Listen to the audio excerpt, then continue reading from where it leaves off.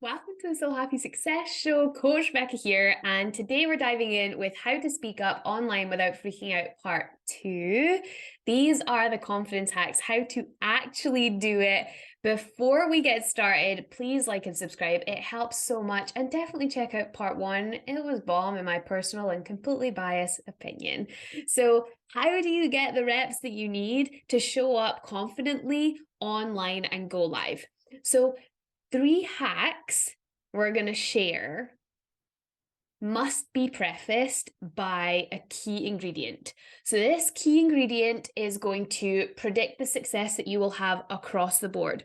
Will you stick to the habit? Will you take the action? Will you change? This one ingredient will also make you more likely to make money, to have better relationships, to be happier. There isn't anything that this impacts negatively in your life. This is a positive trait. And I know that I talked it up a lot. I talked it up super highly because it's actually really simple, and it's your willingness.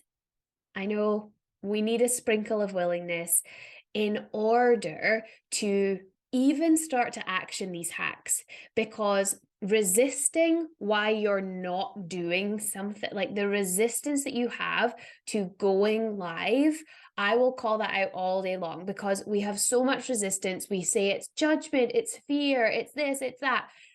Instead of this just being another training that you're going to watch and you're not going to action, I encourage you to really take the action from today. And I know that you've probably seen many other videos where people have told you the same thing, but what I want you to understand, and what I would love for you to, if you take away anything from today, is your willingness will determine if this is going to work for you.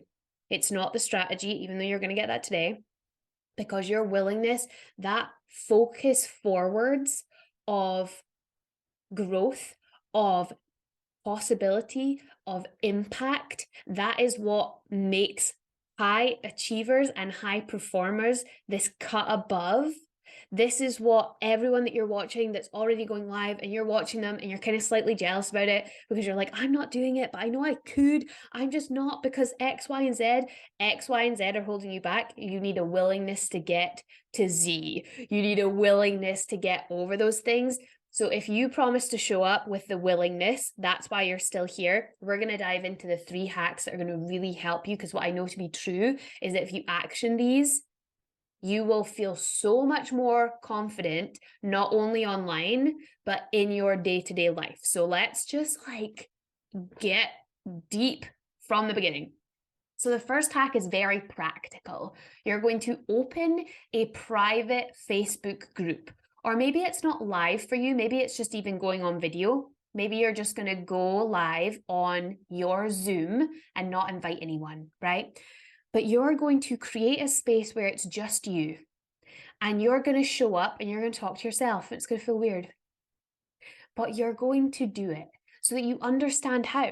You're going to do it on Facebook or on Zoom so that you can figure out what all the buttons do. What do all these icons mean? What's all going on? If you want to feel comfortable and safe, then you have to be aware of your environment. And that's typically what puts us off, is that we're not sure what we're going into. So you are going to then decide, I'm going to go live, or I'm going to record a video, or I'm going to record a podcast, whatever it is for you, right? I'm going to do it maybe once a week. Just once a week to start. You're going to make it very simple. It could be once a month if you want. If you want to take your growth at a snail's pace, go for that. There ain't nothing wrong with being the turtle, just saying, turtle in here. So there's nothing wrong with that, but just understand that this is the trade-off. Or should you choose to go slower, no one's saying it's wrong or bad. It's absolutely not. There are things that I have gone slower than a snail's pace to pick up. I literally have just started driving and I am 30 years old.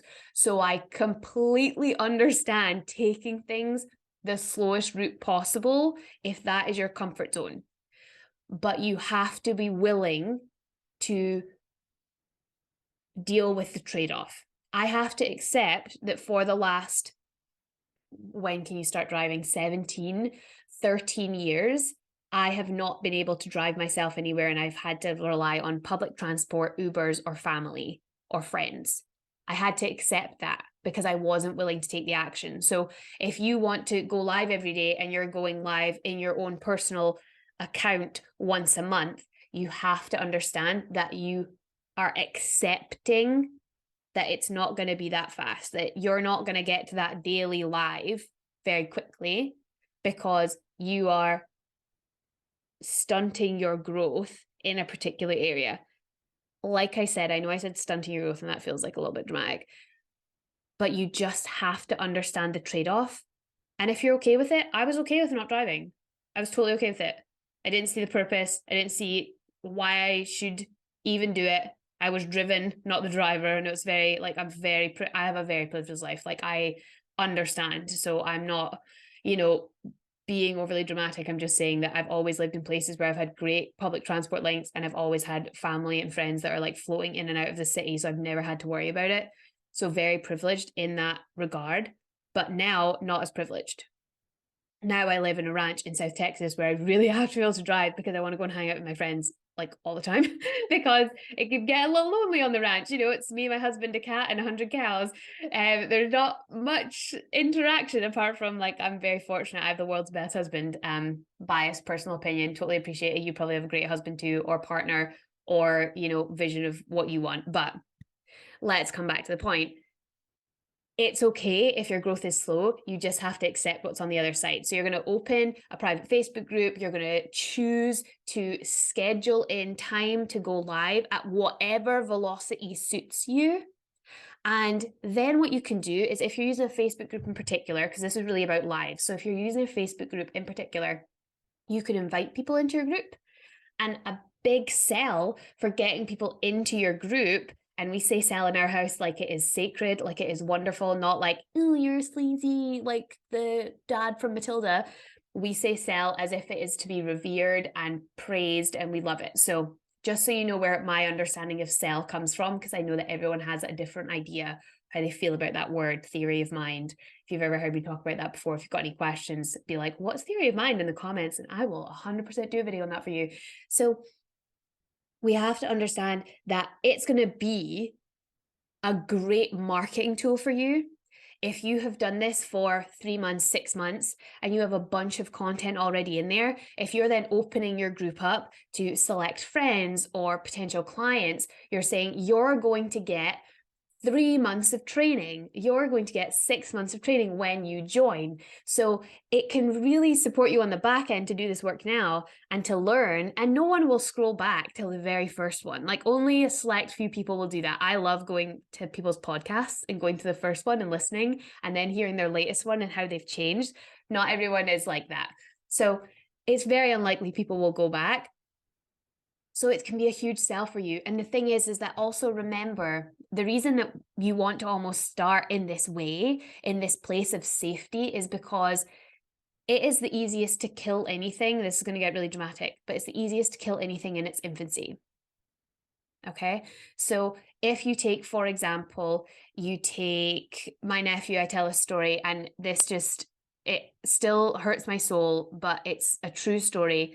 I was making porridge one day. We were at a cabin in the woods for a whole family event, and this was the last morning, and I'm making porridge, and my nephew's just sitting next to me on the counter, and I am at the other side of the stove. I'm cooking the porridge. I turn around to put the porridge in a bowl, and my nephew grows the longest arm in human history for a child, because he was like the other side of the stove, further away, decides it's a good idea to just slap his hand on the hot stove because it's lit up. And I will never forget the cry that came from him. Still wakes me up in my worst nightmares. So if you're thinking you're the worst auntie, you have no idea what you're doing with children, you're completely accurate. I've beaten myself up about it enough. I don't need your extra. Like, I don't need your extra, because I genuinely still am like working on letting this go. But it's so interesting because literally I think his arm just like grew another foot to like slap his hand on it. But when we're children, we are not aware. He had no idea that was going to happen, because it is easiest to hurt to maim, to kill something in its infancy. That's why we have deer that run around in our ranch. Like when they're babies, they just like flatten on the ground to save themselves. The little baby calves are the same. Their moms like keep them safe, and they keep them, deep in the wood so that no one sees them, so that they're safe. So think of this like your dream. Think of this like your dream. If you're showing up and going live and talking about a dream that isn't at least a toddler, it isn't a fully formed idea, and you're sharing it and people have the potential to share judgment and you take that really personal, don't do that to yourself. Do it in a safe environment first and build up the resiliency that you have. Build up the resiliency that you have to speak about things that are important to you in terms of your dreams. When I first started, I could never have said out loud, I want to help 100 women. I want to help 1,000 women. I would love to help 1,000,000 women. Oh my goodness, I would love to. I really want to. This is my current dream, and I'm just going to give it to you because this is what happens when you build up your resilience. Like you could say anything in the comments against my dream, like you'll never do it. And I'm just like, okay, like no one asked for your wrong opinion.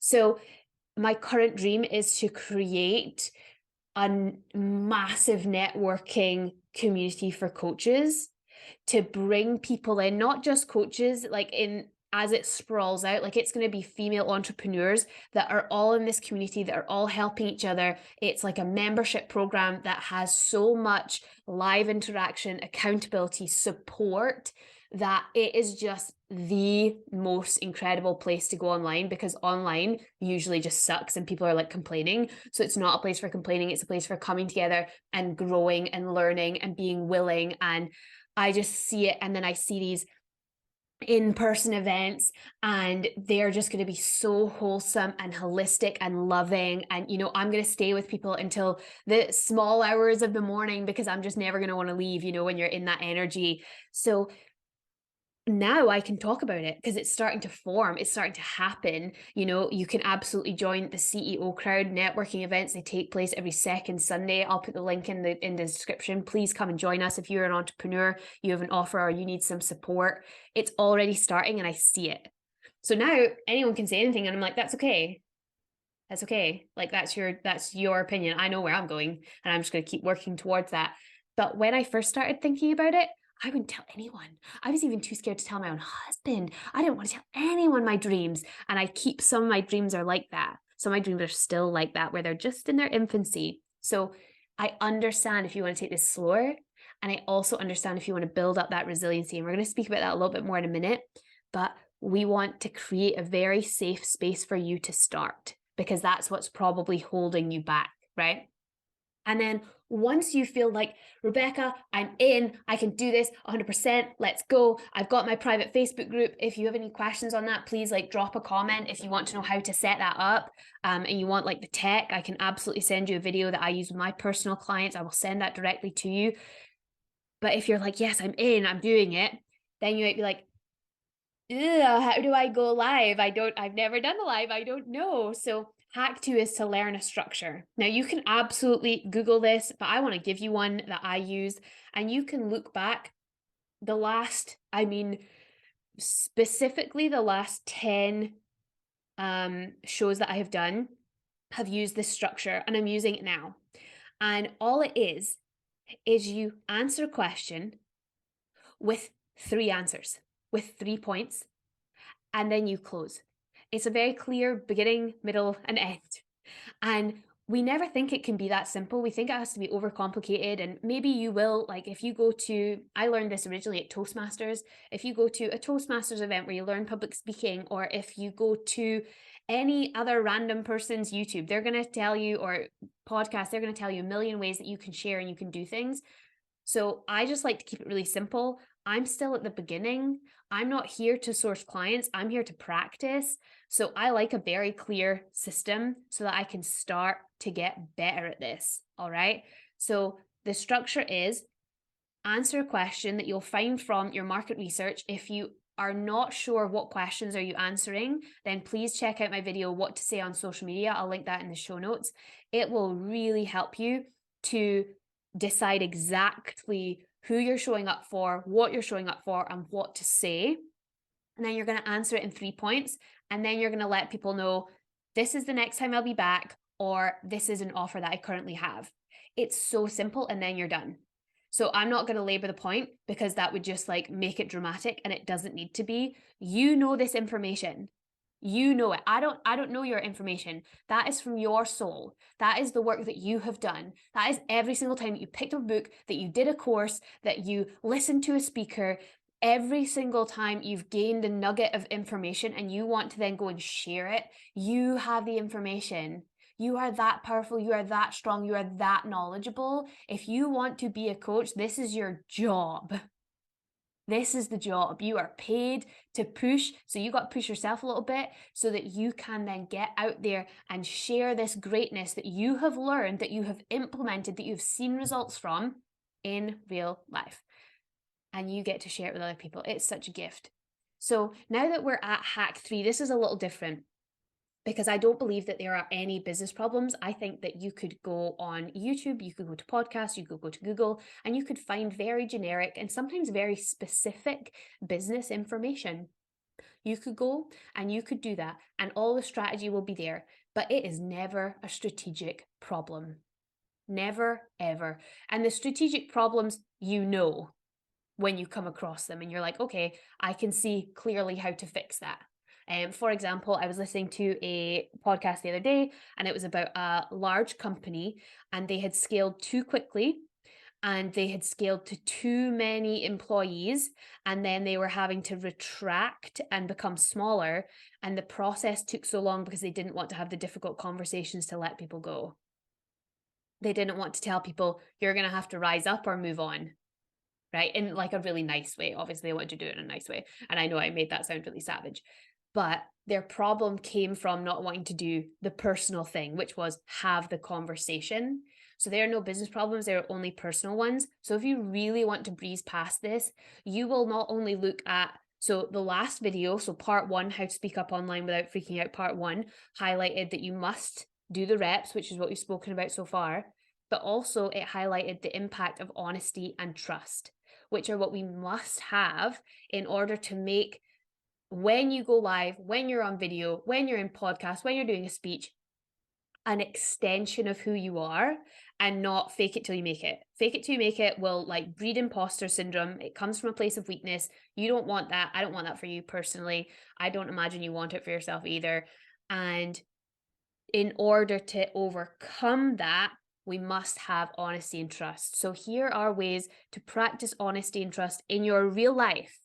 Real, practical, tangible examples of how you can practice these things, because we make it so dramatic and like it has to be so hard, and it doesn't. This is going to be so simple, such small things. You're going to think that's not going to make a difference, but actually it makes the biggest difference when we do the small things, because it is that one foot in front of the other instead of having to focus 10 steps down the line. So the first element we're going to explore is honesty. To explore honesty, to practice honesty more often is, do you want to watch this movie that your partner is saying, do you want to watch, right? I'd like to watch Creed 3. Maybe you wouldn't. Like, hit me up in the comments. Be like, I don't want to watch Creed 3. That's completely your choice. I love that for you, but I love watching Creed 3 for me, right?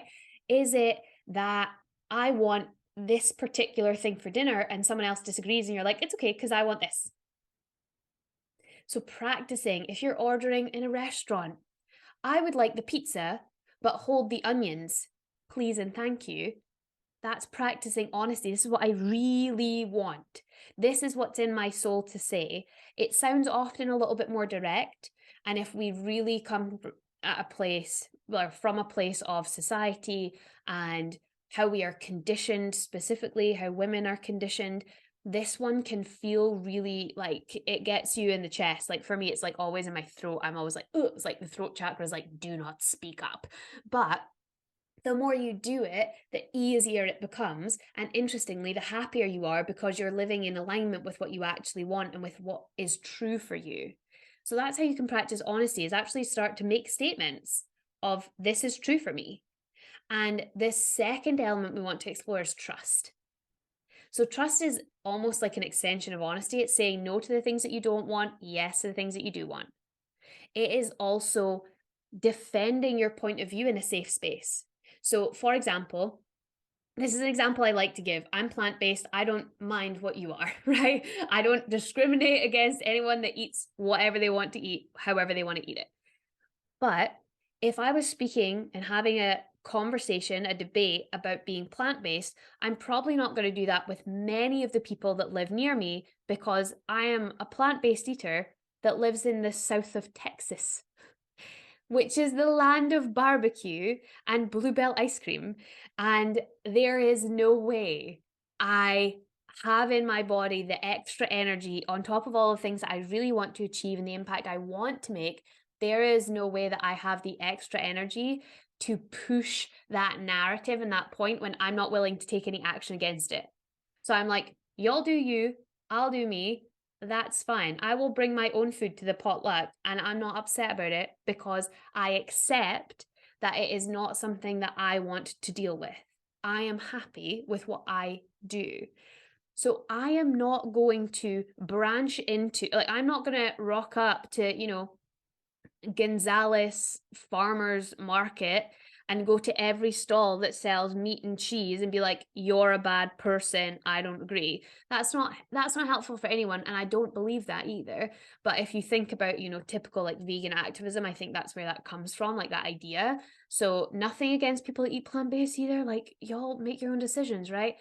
I am not in a place to push that, but if I was and I want to have those conversations, I'm not going to have those conversations with people that are completely the opposite. That doesn't help me because I'm still going to do what I want to do and building up that resiliency to the point where now I absolutely can hold my own in those conversations because there have been many. I can hold my own. I can say, I know this is good for me. I know that this works for me. I have a doctor on my side. I have blood work that highlights how dang healthy I am. I'm good. You do you, right? I know I get enough protein just in case you're wondering. So you have to be able to defend your point of view in a safe space. And then if it extends, if you get the opportunity, you can pick to defend yourself or you can leave it. That is just knowing of yourself. And that's where you build the trust. All right. And another way to build trust is, do you spend enough time with yourself?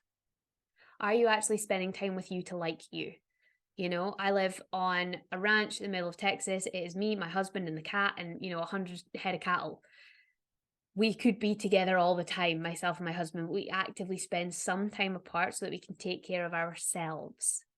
That's really important, is that we take care of ourselves. We learn to trust ourselves. We know that we are okay without one another, although we prefer to be with one another. We still have to build those individual independence skills.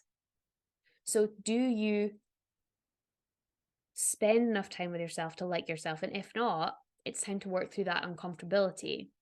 And do you make promises that you can keep?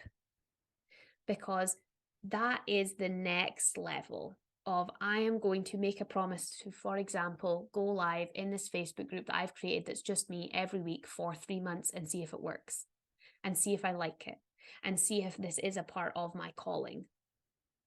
Are you willing to make a promise to yourself? This is all about willingness. So to this point, hack 1 is open a private Facebook group or commit to going live on Zoom and saving the videos, whatever it feels like to you, or commit to, you could create a podcast and you could keep every single podcast in draft. You could do one a week for, 3 months, and then you could launch and you could do a series and you could have 12 that just go out bang, bang, bang, bang, bang. Like, oh my gosh, the things you could create if you think in the long term, which is where your high performers lie, is thinking in the long term. So you're going to open that, or you're going to do that, you're going to commit to that. Then you're going to learn the structure that I gave you today, or choose another structure that works for you, right? But the structure that we learned today is, you're answering a question, you're answering it in 3 points, you're closing, you're done, you're saying goodbye, and you'll be with that person again, like I will be with you this same time next week. I promise you that. You will get a video notification if you subscribe that says Rebecca has gone live on Tuesday at 5 a.m. like, again, or not live, but has like launched a podcast, has launched a video. So learn the structure. Watch the last 10 days, you can see the structure. And then hack 3 is you must speak up daily. Allow yourself to grow as a human being and not just a business owner. That's where the true growth and the happiness and the joy is. So I am super excited to hear how this goes for you. Any questions in the comments? Remember, today we always have a power question. So today's power question is going to be, where is my willingness to do this, to go live, to start a YouTube channel, to start a podcast? Where is my willingness? Find it, journal on it, figure it out. The answer's in you. The answer is in you. Your personal answer is in you. I can't give you it. You can give you it. You have it. Journal again. Think about it. Ask questions of people around you. Hype yourself up for it. Get excited. Where is your willingness? Go find it. And in the meantime, I will be over here believing in you, knowing that you can do it. And interestingly, we'll see you will hear from me same time next week. I will be here and count on that. And I know that you can do this. So I'll be believing in you in the meantime.